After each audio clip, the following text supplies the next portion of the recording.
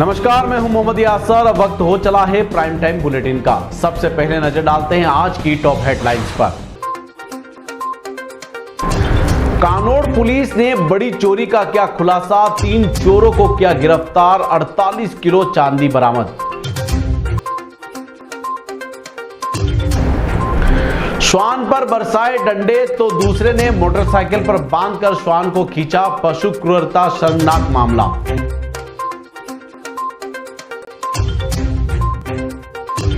गांव में खूंखार पैंथर ने मचा रखा था आतंक, पिंजरे में हुआ कैद, ग्रामीणों ने ली राहत की सांस।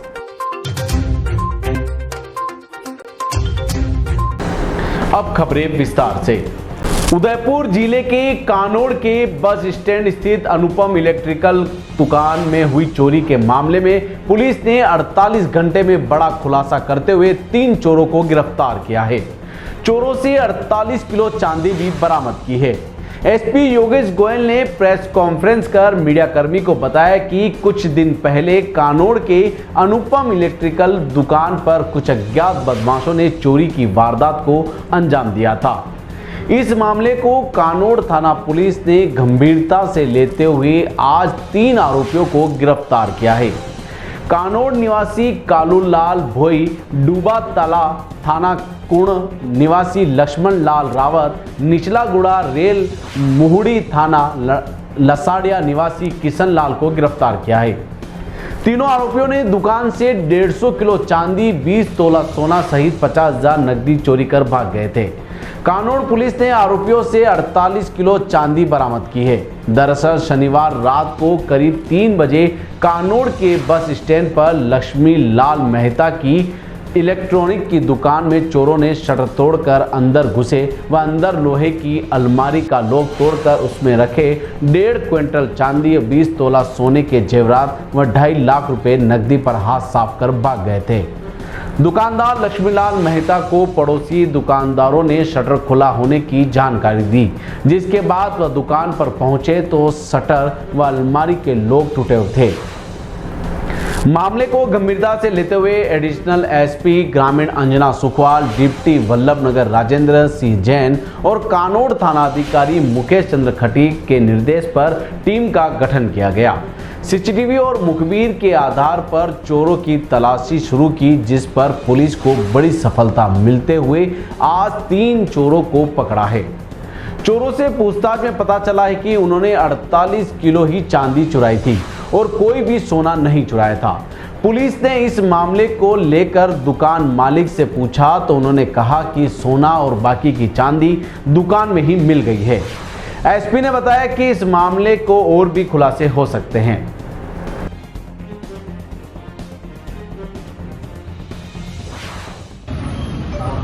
देखिए, 16 तारीख को लक्ष्मीलाल मेहता जो कानोड़ कस्बे में एक इलेक्ट्रिकल शॉप करते हैं, इलेक्ट्रिकल शॉप के साथ साथ वो मनी प्लेज का काम भी करते हैं, जिसमें वो ब्याज पर आसपास के ग्रामवासियों को उनकी ज्वेलरी गिरवी रखकर उनकी आवश्यकता अनुसार पैसा उन्हें उपलब्ध कराते थे।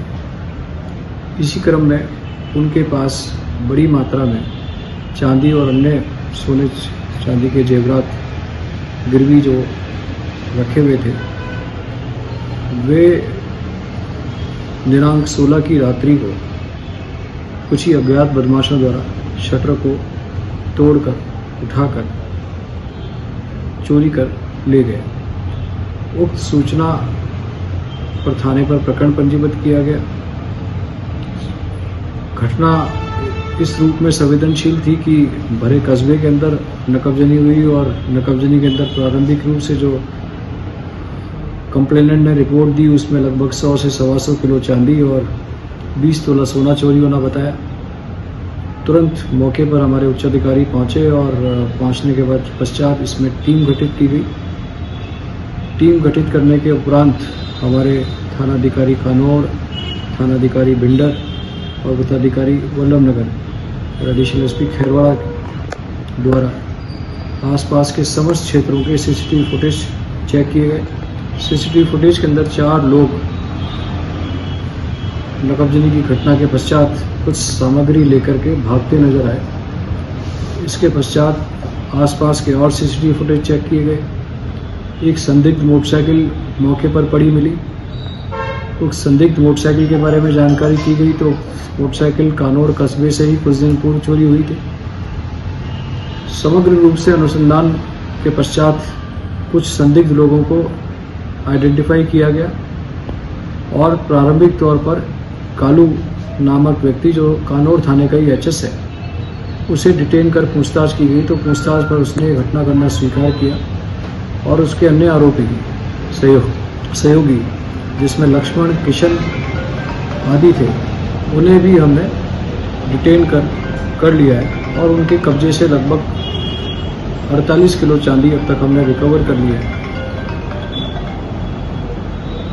चूँकि घटना में चोरी गई चांदी और सोने की मात्रा कंप्लेनेंट द्वारा ज़्यादा लिखाई गई थी, लेकिन अपराधियों से पूछताछ पर उन्होंने सिर्फ इतनी चोरी होना नहीं बताया।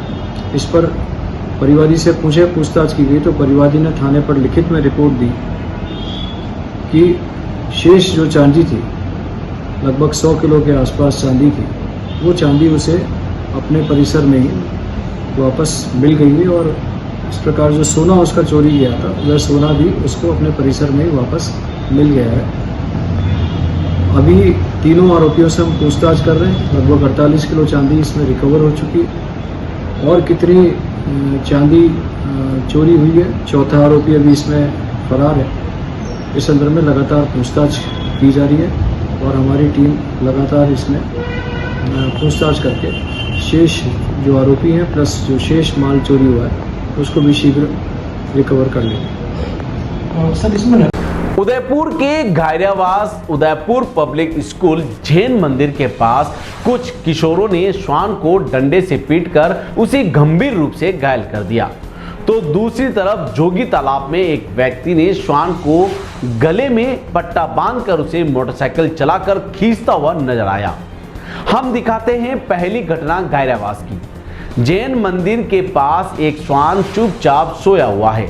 फिर दो साइकिल पर 3 किशोर आते हैं। पहले तो श्वान के पास से गुजरते हुए निकल जाते हैं, फिर साइकिल घुमाकर वापस आते हैं और एक साइकिल पर सवार किशोर के हाथ में लकड़ी का डंडा होता है। फिर युवक धीरे धीरे श्वान के पास जाता है और उस पर डंडे से वार करता है। फिर श्वान के चिल्लाने पर किशोर डंडे से एक और सिर पर वार करता है और उसे अचेत कर भाग जाता है। आप खुद देखिए सीसीटीवी कैमरे में कैद हुई इस घटना को। अब आप खुद सोचिए क्या किया था उस श्वान ने, क्या गलती थी उसकी। फिलहाल लोगों ने श्वान को एनिमल एड टीम को बुलाकर उसे इलाज के लिए भेजा है। लोगों में इस घटना को लेकर काफी गुस्सा भी है। वहीं अब आपको दूसरी घटना की ओर ले जाते हैं। उदयपुर के जोगी तालाब सेक्टर 14 स्थित एक व्यक्ति ने तो हद ही कर दी।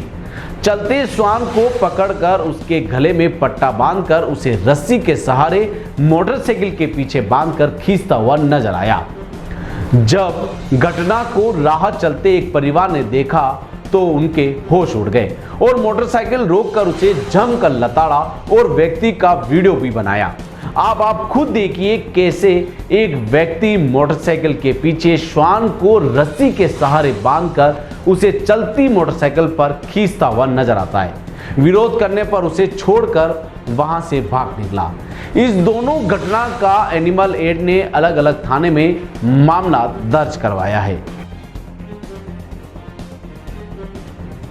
तो पागल हो गए क्या? ऐसे बर्ताव करते क्यों जानवरों के साथ? आप जानवर हो क्या? आप जानवर हो क्या? ऐसे बोलो। नहीं आप जानवर हो क्या? ऐसे बोलो मेरे को। मम्मी बच्चा हम साइड में रहो। हाँ? बच्चा हम साइड में रहो। बस रहने दो यार। नहीं रहने दो क्या? आप पागल हो क्या? आप जानवर हो क्या? हाँ? ऐसे बर्ताव कर रहे हैं बच्चे के साथ? बिगर बोले जमावर है ये? हाँ? आपको शर्म आनी चाहिए। रहने दो भैया। मैं कसम से मैं बोलूं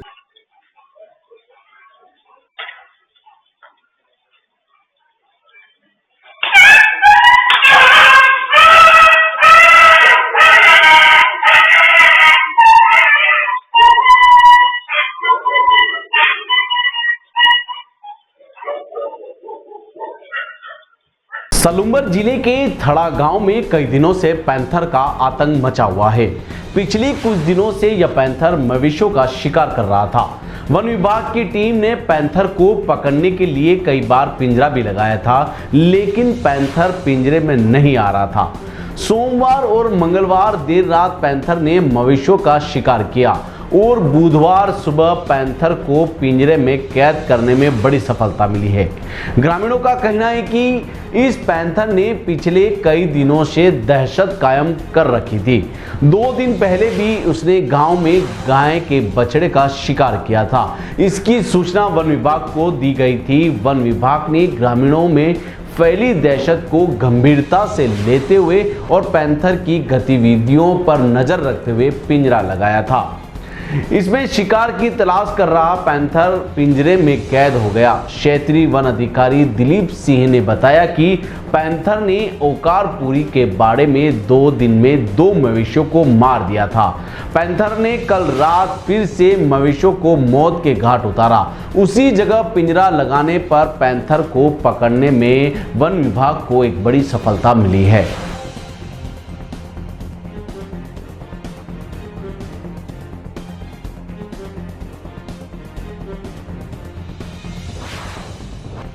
उदयपुर के ऋषभदेव थाना क्षेत्र में उदयपुर अहमदाबाद नेशनल हाईवे 48 पर गुरुवार को एक युवती का शव पड़ा मिला।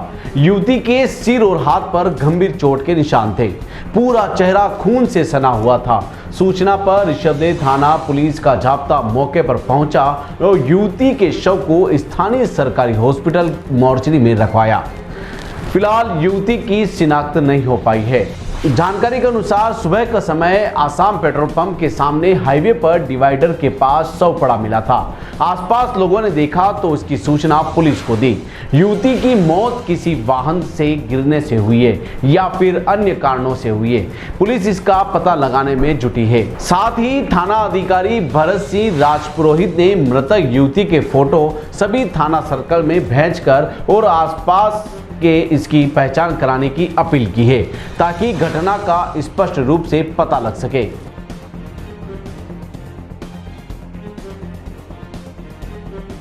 बड़गांव पंचायत समिति उप प्रधान प्रताप सिंह राठौड़ के खिलाफ आज बेदला गांव पूर्व सरपंच नरेश प्रजापत के परिवार और गांव के कुछ लोगों ने जिला कलेक्ट्रेट के बाहर प्रदर्शन कर जिला कलेक्टर को ज्ञापन सौंपा।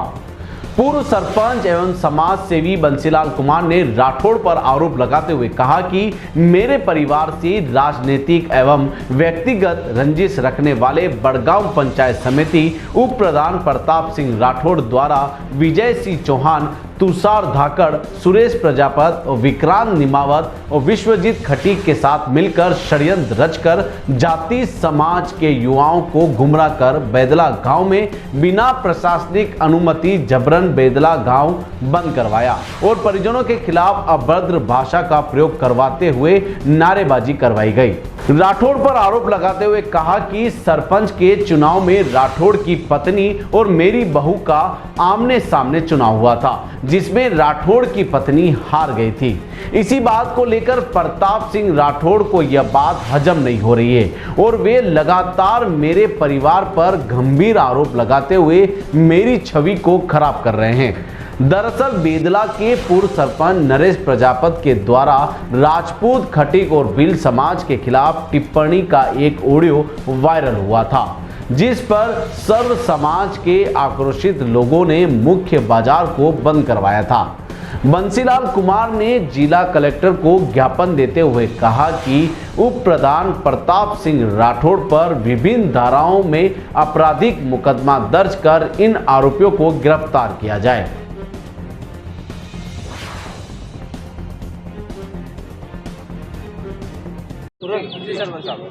सभी न्यूज़ चैनल को मेरा नमस्कार। आज हम इस मुद्दे को लेकर के आए हैं कि एक हमारे गांव में कतिपय व्यक्ति जो प्रताप सिंह राठौड़ है, उन्होंने हमारे गांव में एक तानाशाही मचा रखी है, जो कि हमारे परिवार ने किसी के खिलाफ न कुछ ऑडियो वायरल किया है, न कुछ किया है। हमारी फैमिली से एक सदस्य चला गया है, गौरव प्रजापत, स्वर्गीय गौरव प्रजापत। उनके नाम के गंदे गंदे लाल बोर्ड चौराहे पे इन सब गुंडे लोगों द्वारा है ना गलत गलत नारे लगाए जा रहे हैं, चोर है, गौरव प्रजापत चोर है। अरे कम से कम उस आत्मा को तो बख्शो जो इस दुनिया में ही नहीं रही है, उसके नाम के आप नारे लगा रहे हो। इससे हमारे गांव में एक बहुत ही मतलब एक दर्दनीय घटना हुई, उसके लिए ये सब ऐसी गंदी लैंग्वेज जो इस्तेमाल कर रहे हैं, सभी ग्रामवासी नाराज हो के 36 जात आज मेरे साथ आई है। ये एक समाज और दो समाज को लेके मुद्दा बना के उन समाज को ये पता नहीं चल रहा है कि ये किसके लिए और ये क्यों कर रहे हैं, क्योंकि ये तो राजनीति पापड़ सेक रहे हैं, रोटियां बेल रहे हैं कि कल को मुझे ऐसे इन लोगों को एकजुट करूंगा तो कल को मुझे बहुत बड़ा वोट बैंक मिलेगा। अरे चुनाव लड़ना है तो कोई विकास करके, कोई धार्मिक काम करके, कोई अच्छे कार्य करके, कोई नेता कोई ऐसे रोड पे कोई गुंडागर्दी करता है क्या? वो हमें गुंडा गुंडा कह के पुकार रहा है।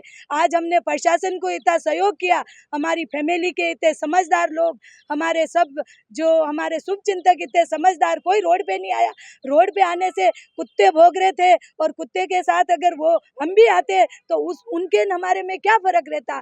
आज हमने शांतिपूर्वक यहाँ एसपी साहब को ज्ञापन दिया है और एसपी साहब ने कहा है कि उचित से उचित कार्रवाई की जाएगी। अगर उन्होंने गलत किया है उनके खिलाफ कार्रवाई की जाएगी, क्योंकि इन्होंने बहुत ही अपने फायदे के लिए एक लोगों का एक यूज किया है, गांव वालों का, जिसमें कोई गांव वाले आधे पराए और मिल करके ये षड्यंत्र रच रहे हैं। ये प्रताप सिंह राठौड़ जो है, इसने 5 साल से मेरे को खून के आंसू रुलाए। मैं एक जनप्रतिनिधि नहीं, मैं हमेशा ही इस यहाँ कलेक्ट्री और यहाँ क्या कह रहे यूआईटी के चक्कर ही काटती रही। आज मैं कोई विकास करवाऊँ, दूसरे दिन ये शिकायत करे। आज मैं कुछ काम छोड़ूँ, दूसरे दिन ये वापस मेरी शिकायत करे। मैं हर शिकायतों का जवाब ही लेते घूमती रही। मुझे गांव में कोई विकास नहीं करने दिया, लेकिन ग्रामवासियों का जो साथ मुझे मिला, उसके साथ से गांव में काफ़ी सारे विकास भी हुए, काफ़ी सारे काम भी किए। लेकिन अब ये सोच रहा है कि अगर ये राजनीति रोटियां मैं नहीं सेकूंगा तो मैं कैसे नेता बन पाऊंगा, क्योंकि जनता कोई साथ में नहीं है। जनता चाह नहीं रही है तुम काम करो, गांव को विकास दो। गांव ऑलरेडी आपके साथ रहेगा। और हमारे पिताश्री के लिए जो राज स्त्री भामाशाह रहे हुए और इतने गांव के लोग उन्हें पूछते हैं, और आज उन्होंने अभद्र भाषा का जो लाल बोर्ड चौराहे पे चोर है उनको ये पूछो जाके कि आपके घर में खाने के दाने हैं क्या है? तो आप किसी को चोर बना रहे हो। आप चोर किस एंगल से बना सकते हैं? किसी व्यक्ति विशेष के लिए आप ऐसे दाग कैसे लगा सकते हैं? फिर भी हमारा परिवार, हमारे सभी सहयोगी ने इतना प्रशासन को सहयोग किया। कोई भी रोड पे आके किसी भी तरीके की लड़ाई नहीं लड़ी।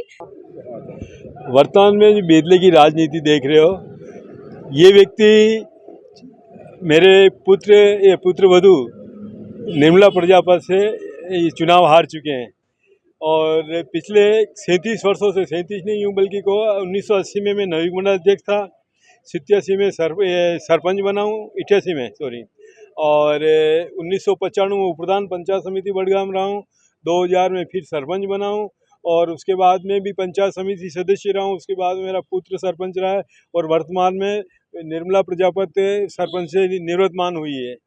ऐसे व्यक्ति जो हमारे बेदले में जो विकास के हम लोगों ने काम किए हैं, पूरा ग्राम हमारे साथ में और गांव आत्मा से वोट देता है। हम ऐसे ही नहीं बनते हैं, सरपंच आज ये अपने आप नहीं बनते, गांव वाले बनाते हैं तब बनते हैं। हमें केवल बदनाम करने के लिए होली का एक छोटा सा मसला था, होली जलाते आए हैं, पिछले 50 वर्षों से होली जला रहे हैं। सब गांव वाले मिलके सौहार्द अच्छे भाईचारे के साथ हम ये होली का त्यौहार मनाते आए हैं। इसकी बार का होली मैं जलाऊंगा, केवल मैं के चक्कर में इसने मैं और मेरे साथ राज परिवार कभी होली पे देखा नहीं, करा नहीं और होली जलाई प्रशासन ने। तो उस चीज़ का है कि प्रशासन ने होली जलाई, इसको नहीं जलाने दिया। गाँव वालों ने, महिला वालों ने, तो इसके ऊपर हमसे बदला लेने के लिए किसी व्यक्ति का ऑडियो वायरल किया इसने।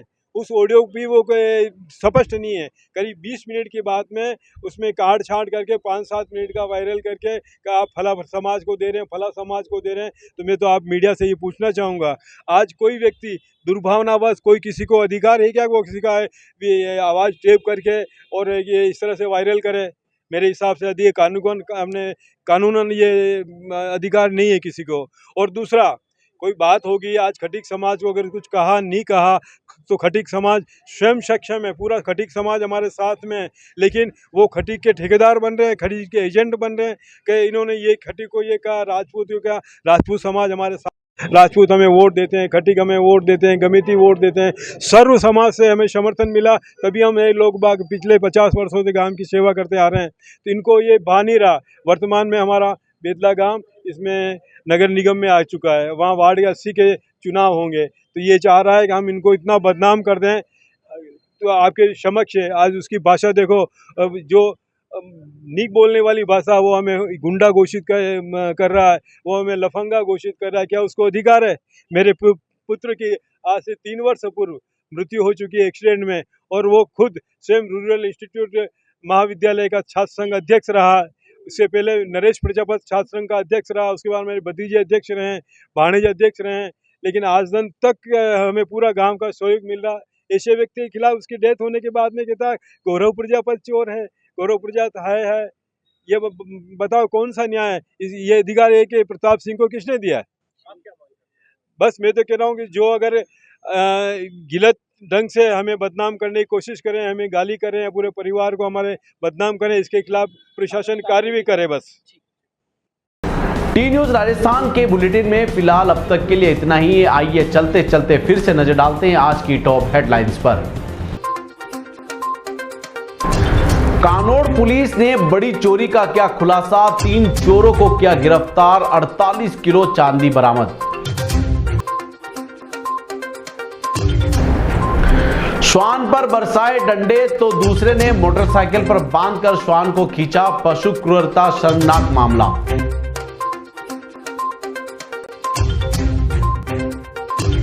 गांव में खूंखार पैंथर ने मचा रखा था आतंक, पिंजरे में हुआ कैद, ग्रामीणों ने ली राहत की सांस। आज के बुलेटिन में इतना ही। अब दीजिए इजाजत मोहम्मद यासर को। ऐसी ही तमाम बड़ी खबरें देखने के लिए बने रहिए टी न्यूज के साथ। नमस्कार।